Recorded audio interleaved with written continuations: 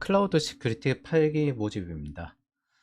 일단 이번에는 뭐라고 할까 생각을 했는데 결국에는 이거예요. 사상 동맹의 시대. 실리콘밸리가 원래 예전에는 80시간에서 주당 100시간 하는 게 기본이었는데 요즘 다시 그렇게 돌아가고 있거든요. 한동안은 이제 널널하게 일을 하다가 AI 경쟁에서 이기기 위해서 지금 이제 80시간, 100시간 이렇게 싸우고 있습니다. 중국은 996을 하고 있고 실리콘밸리도 이제 본격적으로 예전 모습을 되찾아가면서 본격 싸우고 있죠.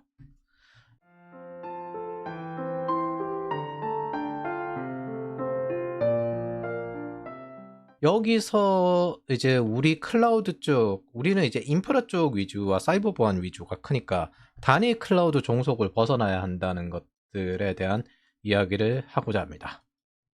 자, 지금 현재는 사상 동맹의 시대이기 때문에 기술이나 가격만으로 돈을 벌 수 있는 그런 시대가 아니에요. 즉, 전쟁을 대비해야 됩니다. 다시 말하지만 저는 여전히 전쟁 상태로 생각을 합니다. 그리고 우리는 그 중에서 미국 자유진영에 기여하며 성장한다고 선택을 했어요. 그리고 저는 자유진영에 빚이 있다고 생각합니다.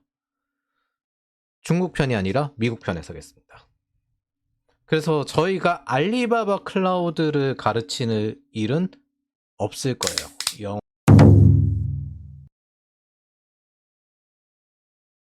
최근 이슈를 정리해 보도록 하겠습니다. 정부가 이번에 국정자원 화제가 났잖아요. 사실상 뭐 G클라우드라고 하는데 그건 프라이빗 클라우드고 클라우드화 되지 않거나 티어가 낮은 데이터 센터, 레거시 데이터 센터가 얼마나 취약한지 보여주는 사례입니다. 사실 지인 중에 거기 예전에 근무했던 사람들도 있었는데 이래저래 알아보니까 일단 본래 데이터 센터 건물이 아니에요. 그리고 그게 지방사업처럼 돼가지고 지방업체들 관리 유지 보수 이런 식으로 해주는 것까지 되다 보니까 시대에 너무 뒤떨어진 거죠. 이걸 통해서 우리가 알 수 있는 거는 클라우드화 되지 않은 것도 위험하지만은 단일화된 클라우드 문제도 크다. 그리고 이건 정부 시스템이 꽤 많을 거라고 생각합니다. 그래서 정부 쪽 관련된 데이터 센터 여러 가지 사업이 늘어날 거예요. 그리고 그게 전기세와도 연계되어 있습니다. 카카오 데이터 센터에서 사고가 일어났던 게 2022년이었고 시스템 이중화가 되지 않은 것 때문에 전부 다 바꿨는데 이번에 정부 쪽에 사고가 일어났으니까 이것도 바꾸게 될 겁니다. 그래서 정부 클라우드 빗장이 열린다 이러는데 이게 왜 클라우드가 도입 안 됐는지 생각을 해봐야 돼요. 첫 번째는 한국의 여러 가지 정부 자료를 AWS 그 다음에 Azure GCP에 주기도 애매했어요. 그렇다고 한국 로컬 클라우드가 크기에는 아직까지 경험치가 부족했습니다. 네이버 클라우드랑 NHN 클라우드가 공공기관을 노리고 크고 최대한 미국에서는 저 클라우드 공공시장을 열라고 했는데 안 열고 막아놨거든요. 그래서 CSAP 인증이 상위 체계가 없어요. 어떤 기준점으로 선정을 해야 될지 이런 체계가 없고 그냥 테스트 같은 그냥 하위 체계만 존재하고 있는 상태입니다. 그런데 지금 현재 더 이상 그거를 내버려 두고 있을 순 없게 될 겁니다.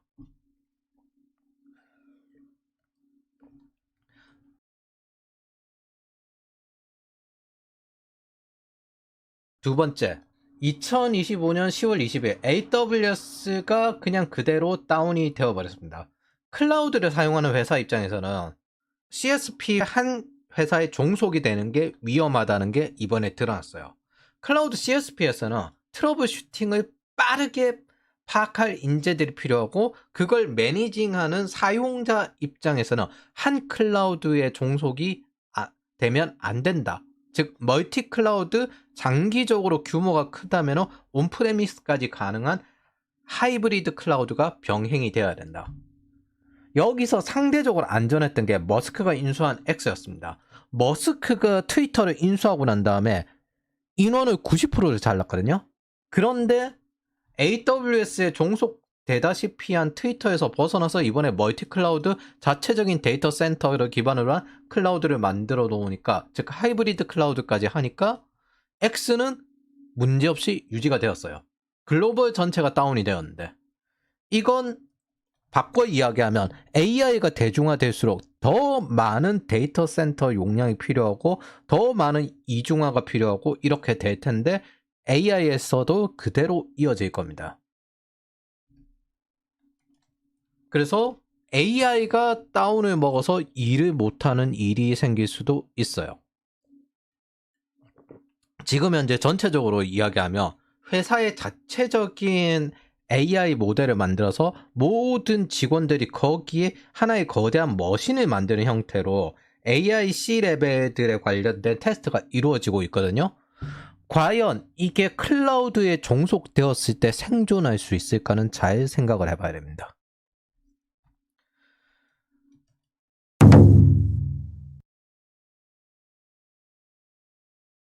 지금 현재 상태에서 개발자들 취업이 굉장히 어려운 이유가 개발자 신입에게는 개발자 시니어 플러스 주니어 조합보다 개발자 시니어 플러스 AI 조합이 훨씬 괜찮을 겁니다. 이게 지금 현재 개발자들이 취업 못하는 이유가 첫 번째, 두 번째는 신규 스타트업이 없기 때문이에요. 시니어들은 설계를 하면 되고 설계가 제대로 되었다는 가정하에서 AI를 조합할 수 있습니다. 아이러니하게 그렇게 되니까 주니어 일자리가 없어요. 그럼 주니어는 설계 단계 수준까지 올라갈 수 있도록 공부를 해야 되는데 지금 여기서 여차해서 AI가 더 발전해 버리면은 뭐 안 될 수도 있어요. 현실적으로 바이브 코딩은 MVP 그러니까 초기 제품 데모를 만드는 데까지는 괜찮지만은 그걸 가지고 복잡성을 감당할 수 있는 수준까지는 안 됩니다. 그래서 클라우드 아키텍처, 데브세곱스를 추구하는 우리 입장에서는 뭐 이거는 뭐 자네들의 문제지. 최고의 기회가 여기입니다. 새로운 제품이 나왔군. 그래서 지금은 학습의 HBM을 사용하던 그 시기보다 추론의 D램을 사용하고 AI 에이전트가 중요한 요 시기로 넘어왔어요. 경쟁의 축이 LMM에서 AI 에이전트로 바뀌었습니다. 이제 이 LMM을 각자 맞춰가지고 어떻게 활용을 잘 하느냐. 여기서 D램이 급증하고 데이터 센터는 여전히 급증하고요. 그래서 D램 가격이 지금 현재 최고를 찍은 상태고 한국은 D램 가격이 최고를 찍었을 때 주가가 오릅니다. 지금 현재 열심히 돈을 뿌려서 통화 팽창을 해서 환율이 떨어지고 있는 상태이지만 그것까지 포함해서 크게 오를 거예요. 문제는 언제 터지냐. 반도체는 사이클 산업이고 언제까지 계속 데이터 센터를 무한히 늘리기에는 전력망이라든지 전기량이라든지 이런 것들에 문제가 있겠죠? 지금 현재 사실 미국발이잖아요. 그러면 이 전기망, 에너지 문제가 제약이 걸릴 때까지는 팔릴 겁니다. 그거를 저는 내년 3월 정도로 예측을 하고 있어요. 보통 이런 거는 굳이 시기를 예측하기보다는 D램 가격이 언제쯤 떨어지기 시작을 할까, 수요가 언제쯤 떨어지기 시작을 할까, 요걸 기준점으로 생각해 보는 게 좀 더 편합니다. 그래서 그걸 보고 있습니다. 그때쯤에는 원화가 숏을 먹지 않을까 싶기도 합니다.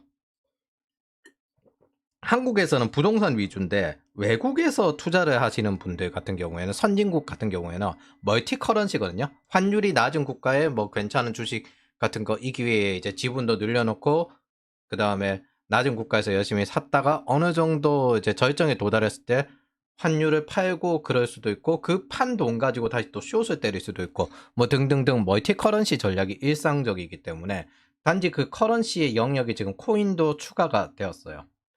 일상적인 것이기 때문에 지금 오르는 거는 그냥 지금 현재 상태에서 즐기면 되고 준비는 뭘 해야 되냐면 언제쯤 저 환율 사고가 날까? D램 가격이 언제쯤 떨어질까? 아직까지는 무역이 팽창하고 있기 때문에 요게 가능한 겁니다. D램 가격이 떨어질 때 그때부터 위태로워져요. 그래서 이 반도체가 안 팔릴 때 한국 주식은 진짜 투자하기 어렵고 반도체가 잘 팔릴 때 한국 주식은 진짜 투자하기 쉬운 지옥과 천국을 왔다 갔다 하는 이런 경향이 있습니다. 뭐 그런 것들이 많이 팔리면 많이 팔릴수록 저희들의 일자리는 늘어나고 기회가 늘어나고 그러기 때문에 오히려 좋긴 합니다. 그리고 아직까지는 하드웨어 위주로 집중을 하고 있지만 언젠가는 이것들을 본격적으로 아키텍처를 관리해야 되는 그리고 데브세곱스를 관리해야 되는 요 소프트웨어 영역이 커질 수밖에 없거든요. 그래서 투자가 일어나는 최고의 기회 여기에 있습니다. 사실상 유럽에선 AI 팩토리라고 부르는데 뭐 원래 소프트웨어를 생산하던 게 지금은 이제 AI LMM을 생산하는 걸로 바뀌었다가 에이전트를 생산하고 계속 관리하는 식으로 바뀌었습니다. 즉 에이전트라는 건 사용자를 늘리는 거잖아요. 개개인별로 좀 더 맞춤을 할 수 있게끔 이 사용자를 늘리면 늘릴수록 인프라의 부담은 커집니다. 그렇다면은 보통 여러분들이 집중해야 되는 개발 영역 같은 경우에는 지금 이제 새로 뜬 제품이 AI 에이전트, 이거는 바꿔 말하면 지금 모바일 어플리케이션을 만드는 것과 똑같은 영역의 시장이 펼쳐진 거예요. 그래서 개발자분들이 지금은 그쪽으로 가서 AI 에이전트 경험을 좀 더 쌓으면서 같이 해보는 게 괜찮을 겁니다. 그리고 모바일 앱 부분은 안드로이드나 iOS 부분은 아직까지도 사람이 부족할 거예요. 그런데 어떤 시작이든 상관은 없거든요. 어차피 결국에는 인프라로 수렴되게 되어 있습니다.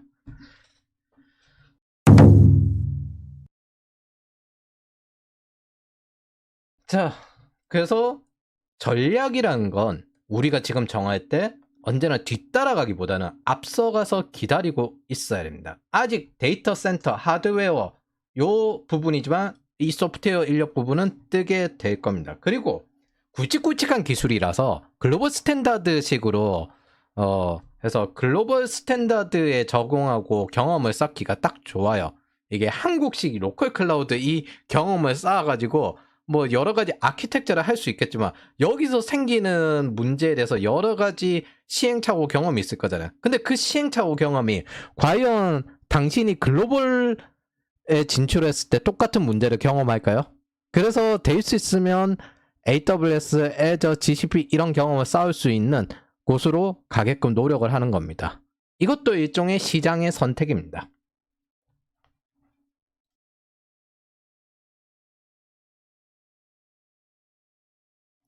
자, 지금 집중해야 될 거는 미국 정부가 고부한 데이터 센터 여기에 관련된 부분인데 이게 우리의 전체 시장을 넓어지게 하는 역할을 합니다. 사실 사상 동맹이에요.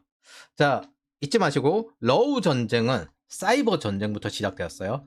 정기적으로 우크라이나 정부 전산망을 다 차단해놓고 그 다음에 이게 가능하구나 하고 난 다음에 전쟁 시작할 때 통신망까지 다 부수면서 들어갔습니다. 그거를 복구시킨 게 테슬라와 마이크로소프트였어요. 그래서 정부 전산망을 1년에 걸쳐서 반복적으로 마비시킨 다음에 군사적 움직임 이후 급격히 공격당했습니다. 바꿔 말하면 고부한 데이터 센터를 통해 가지고 이것들이 유지될 정도의 형태가 되어 있어야 되고, 그리고 이스라엘과 이란 전쟁에서 이번에 좀 독특한 부분이 이란 사이버 보안청을 이스라엘이 직접적으로 타격을 했습니다. 즉 사이버 보안에 관련돼서 방어하는 인력들을 제거해야 되겠다, 이런 시대입니다. 언젠가는 저는 제 학생들을 보호하기 위해서 이런 부분에 대해서 신경 써야 될지도 모르겠다라는 생각을 했습니다. 그 전쟁 상황을 보고. 자, 클라우드는 어쨌든 기술 혁신의 원동력인데 이제는 클라우드는 공급망을 포함해서 안보 역량으로 핵심이 되었고, 사이버 보안은 제가 예전부터 이야기하던 게 있는데 이건 안보화 될 거다라고 이야기를 했습니다. 상업 부분 영역에서는 사실 결국에는 후순위가 될 수밖에 없어요. 근데 정부 쪽에 군사 관련된 안보 영역이 되었을 때 보안은 최우선 순위가 됩니다.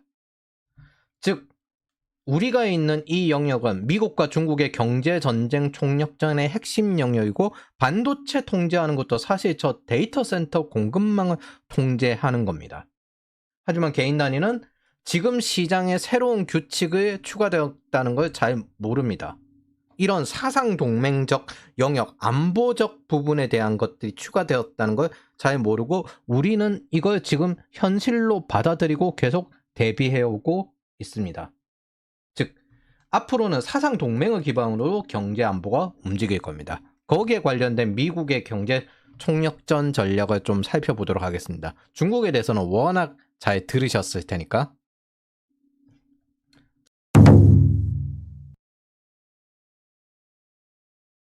자, 아메리카 AI 액션 플랜입니다. 7월에 발효된 것들이고요. 글로벌 리더십 확보가 목적입니다. 크게 3개의 축으로 되어 있어요. AI의 혁신 가속화, 다각적인 AI 투자 뭐 해가지고 규제도 없애고 그 다음에 전기칩 이런 것들도 뭐 돕고 그러면서 정부와 국방부의 AI를 적극적으로 도입한다. 지금 이제 미중 전쟁 자체도 AI를 활용해서 지금 하고 있다고 나와 있죠. 피터 틸이 들어가면서. 그리고 미국의 AI 인프라 구축. 여기서부터 고부한 데이터 센터인데 그 전에 이걸 보셨으면 좋겠습니다. 상원 의원 청문회인데 미국은 공급망을 모두 통제해야 됩니다라는 걸 에릭 슈미스와 알렉산더 왕, 메타의 알렉산더 왕이 주장을 합니다. 지금 전쟁은요, 중국식 군민융합 경제와 미국식 빅테크 이 둘이 싸우고 있는 거예요.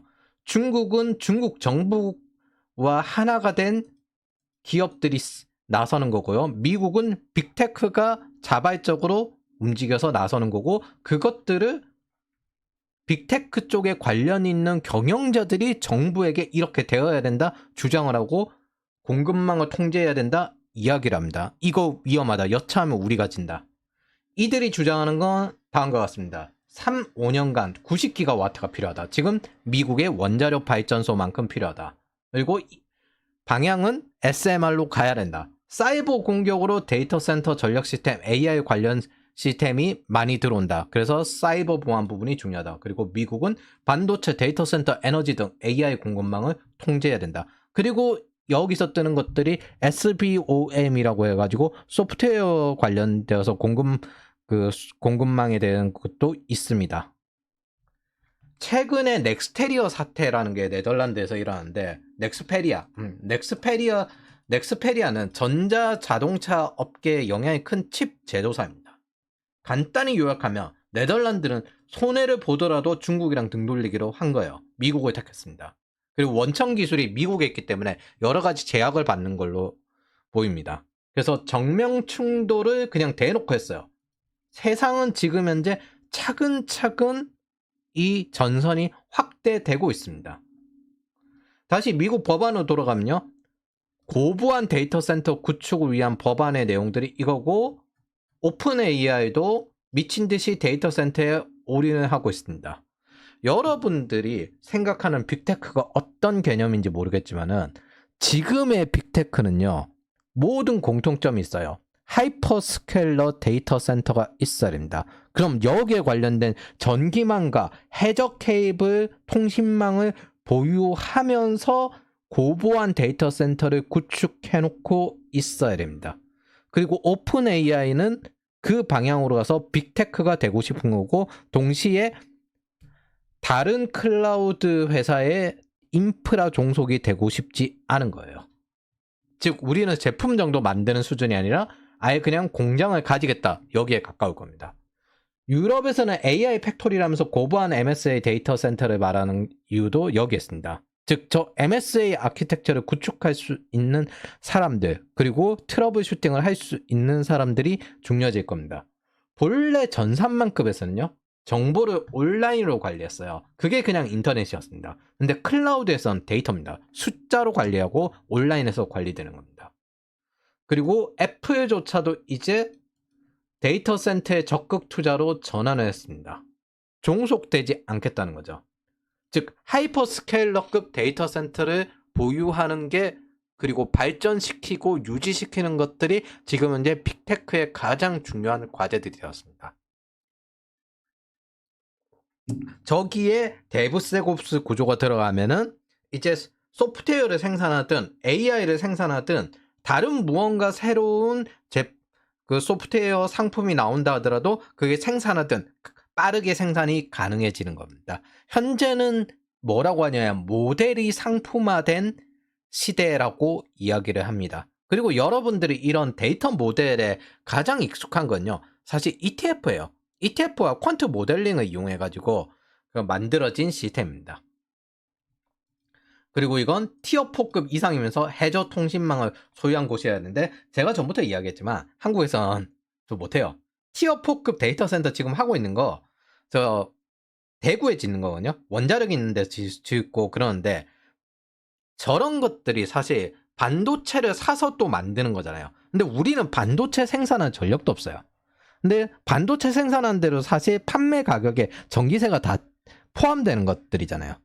그러니까 막대한 전력이 필요한데 우리는 저게 안 됩니다. 그리고 오픈 AI에서 말한 정도의 저 전력은 사실 원자력 발전소 50개 정도가 필요한데 그거 있는 데가 지금 현재 그러니까 정확히는 그 원자력 발전소 공실이 있는 곳이 일본밖에 없습니다. 그래서 지금 현재 일본이 전부 재가동을 하고 있어요. 그리고 오픈 AI가 일본이랑 했죠. 그거 일본이랑 할 때 한국으로 안 오는구나 하면서 아쉬워하는 분들 많았는데 저는 에너지상으로는 절대 한국으로 올 수 없다고 생각을 했습니다. 여기는 그냥 지사로 두는 거지.